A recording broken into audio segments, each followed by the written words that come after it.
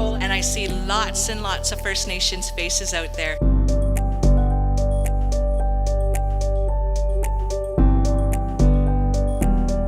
We're here to talk about stigma, we're here to talk about Headstrong. The kids who are participating in Headstrong are out to change their schools, their culture, and save lives. You are also joining Headstrong, and I want to thank you all very much for coming out today. If your answer is yes to the statement, I want you to all stand up. Someone in my immediate or extended family has struggled with depression at some time.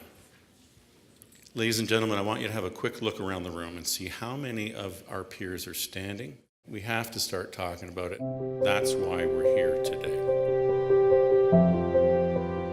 I think stigma is just this false idea that tends to surround mental health. People think that you're insane or that you're crazy, you're attention seeking. As I've been going through junior high and high school, watching a lot of my friends start to develop anxiety and depression, it really affects them. They think they're different from others, and they feel like they're alone and they can't do what other people can do. And stigma just is a wall that blocks us from making progress. My name is Daryl Kootenai, and my Indian name is Tatungo Wagichi, which in my language means dancing buffalo.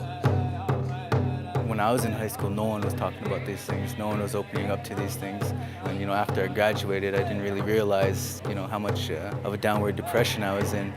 So mental illness to me is a big subject, and it means a lot to myself and my people as Indigenous people in Canada. The realities of First Nations youth living in communities in terms of mental health, addictions, and suicide is that it's a reality they face every day.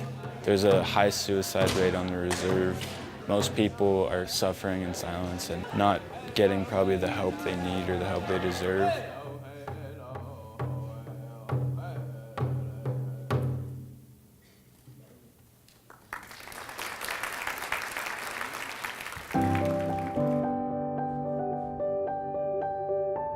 An activity like Headstrong is very important for First Nation youth to partake in, to learn what mental health illness is and also the stigmas that are associated with it.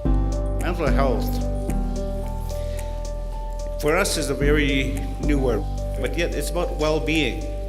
We look at it from a holistic point of view. We don't isolate. Today you're going to hear some powerful stories, some inspiring stories. Going through school, dealing with the bullies, dealing with whatever was coming at me, I was wondering why I still didn't love myself. So I was raised in a very dysfunctional family around a world of drugs and alcohol and family violence. I suffer manic depression. I was going through a lot. I was grieving ever since my dad's passing, and so I turned into drugs and alcohol at the time. Today is the day that the first time I've ever talked about my mental health issues. And for me, thank you. I was 15 years old and I was diagnosed with cancer. I had to go through a surgery, which is amputation, above knee amputation. I dealt with a lot of depression. I had anxiety about everything. I was afraid to leave my house. It eventually led down all the way into me going to jail.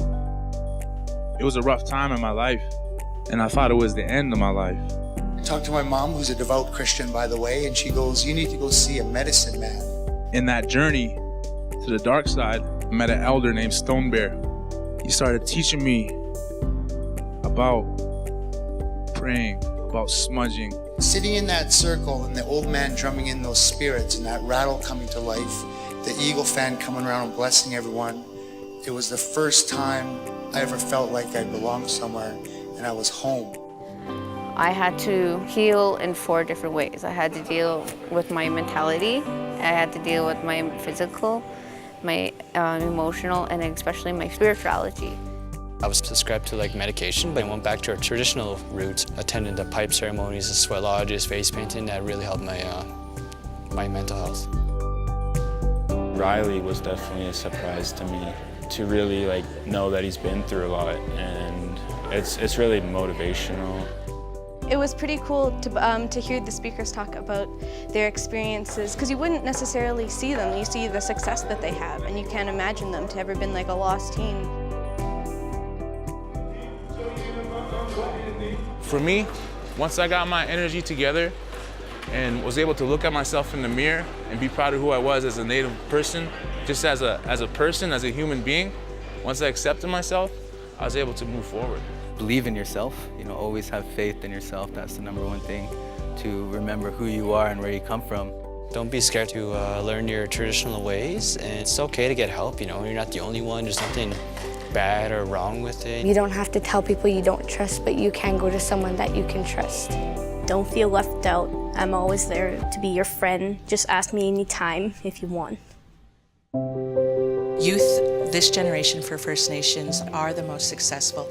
They are achieving standards of education and professionalism not yet ever achieved by First Nations in the past. And so often I think that we tie experiences of First Nations youth to be extremely troubling, extremely challenging, but that's in fact what makes them so successful when they do make it. I see students taking awareness back into their schools through anti-stigma awareness campaigns, poster campaigns. I also see them educating others in the community on the differences between what mental health illness is versus what experiences are of intergenerational trauma, and learning how to find answers and give answers to others on how to seek help. I think it needs to be well known to our First Nation youth that it's okay to talk about this thing. And I hope it goes all over Canada, and especially the First Nations communities. Programs like Headstrong are important for my community because it opens up the mind. It also lets kids know that it's okay to ask for help. There you go. That's love.